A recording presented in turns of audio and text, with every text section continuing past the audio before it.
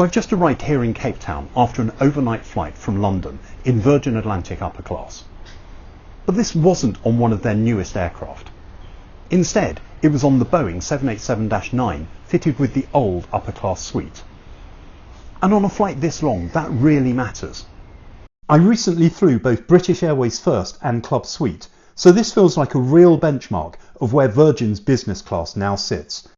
So the question is simple: can it still compete? Let's rewind back to Heathrow and find out. Welcome to the channel. I'm Anthony, and with over 20 years of business class flying and more than 1 million miles in the air, I've seen just about everything at 35,000 feet. Cabin crew doors to automatic cross-check. Here at Doors to Automatic, I bring you in-depth, honest reviews of premium services from airlines around the globe. Love travel, aviation, or just chasing the thrill of the skies? Hit that subscribe button and come along for the ride.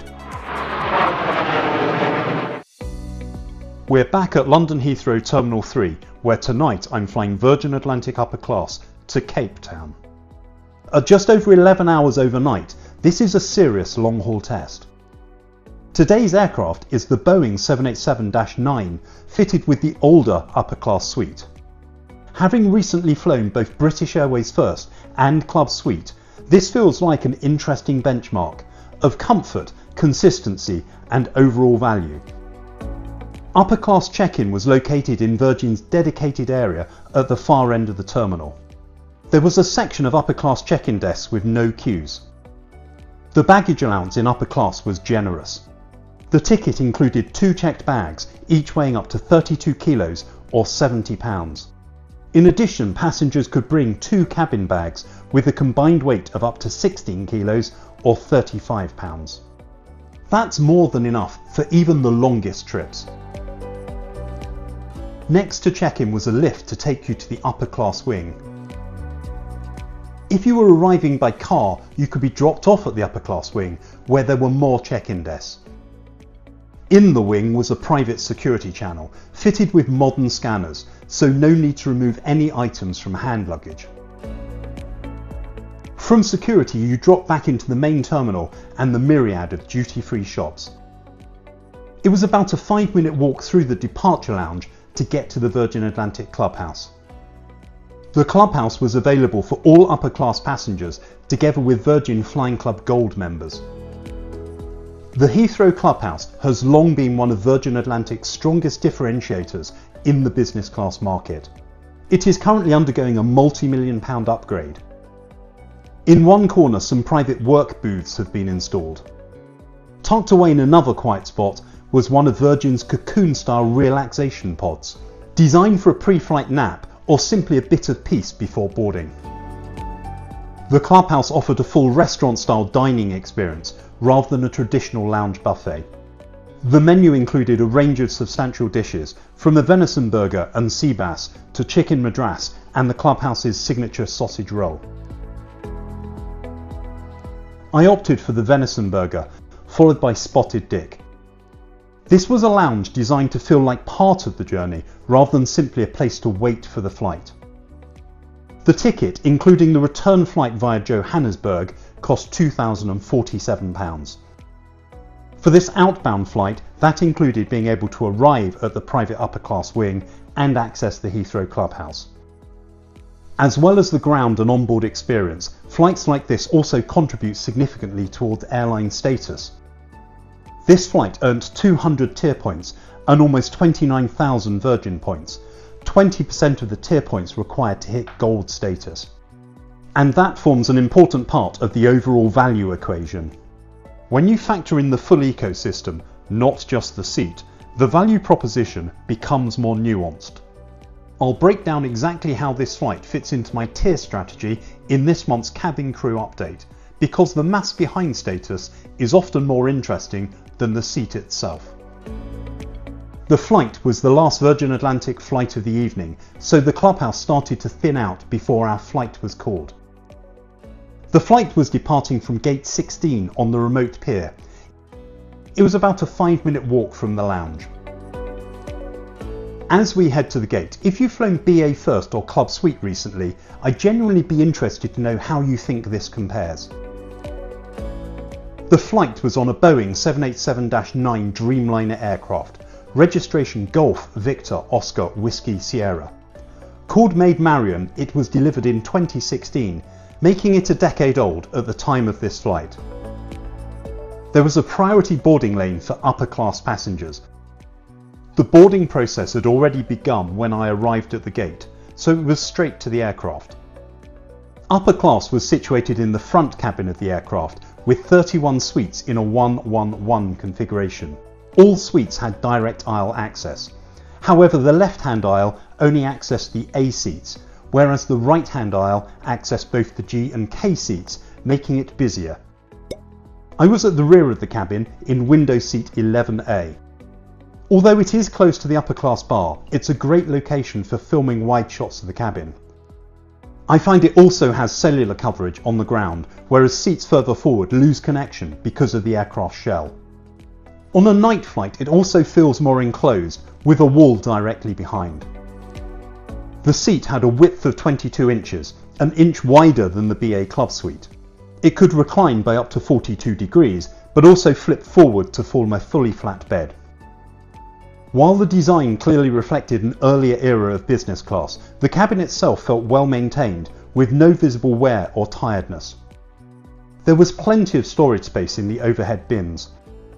Above the seat was a reading light and an individual air vent. Beside the seat, a small cocktail table folded down, above which was a further reading light. The entertainment system had an 11.1-inch HD display. Below the screen was a USB-A port. There was limited at-seat storage compared to BA. Next to the seat was a small storage compartment and a magazine holder. On the side of this was a power socket. From the seat you could see the very edge of the bar, with a wall in front of that. Under the footstool was space to store your shoes. Soon sparkling wine, juice and water were offered.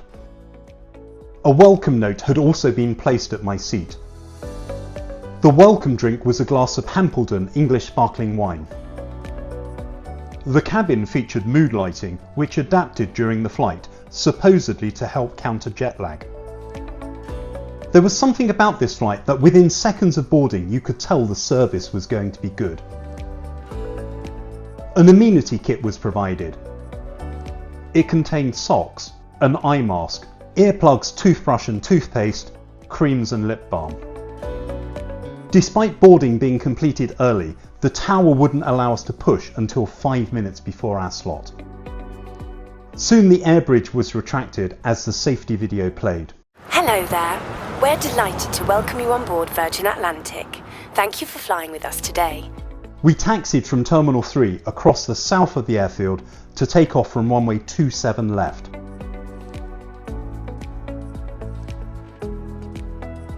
We arrived at the runway at 10:37 p.m. As we take off, I've got to give a big thank you to the incredible supporters in the Doors to Automatic cabin crew. You're the ones that keep this channel flying.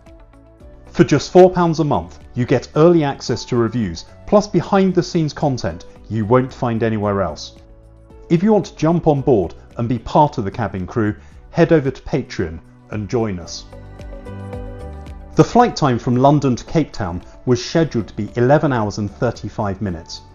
However, with today's routing and conditions, we could expect a flight time of 10 hours 30 minutes, with an expected arrival in Cape Town over an hour ahead of schedule. Within 10 minutes of takeoff, hot towels were offered. As this was a late departure, I skipped the evening meal to settle down for some sleep, but I'll tell you about the food and drink choices in a minute. The seat flipped forward to form a bed. Crew members were on hand to make your bed, but I opted to do this myself so I could film more easily. A padded undersheet provided some level of comfort. There were 2 toilets for upper class passengers, both at the rear of the cabin.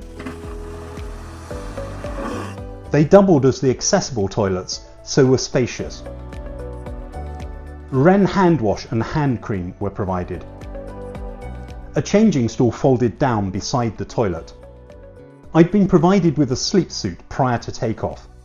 It was soft and loose fitting. Back in the cabin, I settled into the bed. The wall behind the seat did provide a good degree of privacy.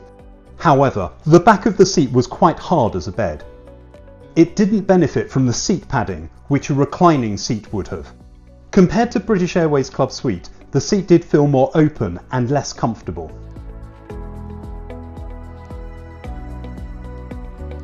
Whilst I sleep, let's look at the food and drinks options. Virgin Atlantic offered a 3-course meal. There were 2 starters, tiger prawns or arancini. There were 3 main courses, chicken 2 ways, cod or spinach and ricotta tortellini. An additional 7 main courses were available if pre-ordered prior to the flight. The final course had a choice of 2 desserts, a chocolate cinnamon crown or a cherry tart, or a cheese plate. Virgin no longer presents the cheese plate as an additional 4th course. The drinks selection is one of Virgin's traditional strengths. There was a proper cocktail selection, premium spirits like Grey Goose and Woodford Reserve, and even a surprisingly modern non-alcoholic selection. Compared to British Airways Club World, the overall selection felt more contemporary and slightly more premium. Virgin Atlantic partnered with Jeroboam to curate the wine list, with an average retail price of around £22 per bottle. The standout was Laurent Perrier, a premium champagne that attempts to place upper class firmly amongst the top tier of global business class product. The overall list felt well curated, with a clear focus on quality rather than quantity. The cabin remained quiet throughout the night, with crew visible but unobtrusive. The proximity to the bar wasn't a problem on this night flight, as it wasn't really used until breakfast time. A range of snacks, fruits and juices were available throughout the flight. I managed around 5 hours of broken sleep. Acceptable, but not on par with the deeper rest I experienced in BA's Club Suite. And on a route like this, sleep is everything, which makes the seat design far more consequential. After some rest, I checked out the entertainment system. The screen folded out in front of the seat. The system included 123 movies, 134 television series and 951 audio albums. Not the volume of films or TV shows available on British Airways, but a far more extensive music and podcast selection. Good quality over-ear headphones were provided. Various Wi-Fi packages were available, with the full Premium Surf package costing £30 for the entire flight, although this did not allow access to streaming sites. Towards the start of the flight, download speeds were as high as 58 megabits per second. Later on, as more people started to use the system, speeds dropped slightly to 40 megabits per second, still exceptionally good for surfing the net. As dawn started to emerge, breakfast was served. The meal consisted of a bowl of yoghurt, granola and blueberries and a croissant roll. There was then a choice of either a cooked breakfast, peppers and feta frittata or smoked salmon. The table folded out from the side. It was very sturdy. The breakfast was served on a tray. I skipped the breakfast bowl, however the croissant roll was good. For main course I chose the frittata as I wanted a lighter dish. It worked well. Tea and juice were also served. The cooked breakfast was more substantial. Overall, I thought this was a good breakfast. It wasn't exceptional, but it was well executed and appropriately portioned for a morning arrival. The service from the crew at the start of the flight and in the morning had been particularly good. As the cabin lights were brought up, the orange glow of the mood lighting was replaced by a purple glow.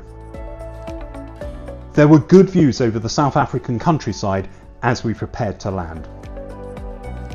We came into land on runway 19 and then taxied to a remote stand near the terminal. Because we were arriving an hour ahead of schedule, a gate wasn't yet available. So after 11 hours overnight on Virgin Atlantic's Boeing 787-9, where does this leave upper class? The hard product is clearly from a previous generation of business class design, and you feel that most in bed mode. The seat doesn't offer the privacy or sleeping comfort of British Airways Club Suite, and it certainly isn't trying to compete with first class. But that isn't the full story. Because Virgin Atlantic has always been about more than just the seat. The Heathrow Clubhouse remains one of the strongest business class lounge experiences in the industry. The upper class wing still feels genuinely premium. The onboard service on this flight was warm, polished and consistent. The drinks programme, particularly the champagne, holds its own against and in some cases exceeds direct European competitors. And when you factor in the fare, the tier points earned and how this fits into a wider loyalty strategy, which I'll unpack further in the next cabin crew update, the value equation becomes more balanced. Is this the most cutting edge business class seat in the sky? No. Is it tired? Surprisingly no. On this flight it felt like a product that may no longer lead the market but still competes comfortably within it. If absolute privacy and the best possible sleep are your priorities, there are newer options. But if you value service, lounge experience and a sense of occasion, Virgin Atlantic Upper Class still makes a compelling case. The question isn't whether it's the newest product, the question is whether it delivers the journey you want. And on this route, on this night, I think it did. But what do you think? Let me know in the comments. Now check out my reviews of BA First Class and their Club World Suite. And please do subscribe for future reviews.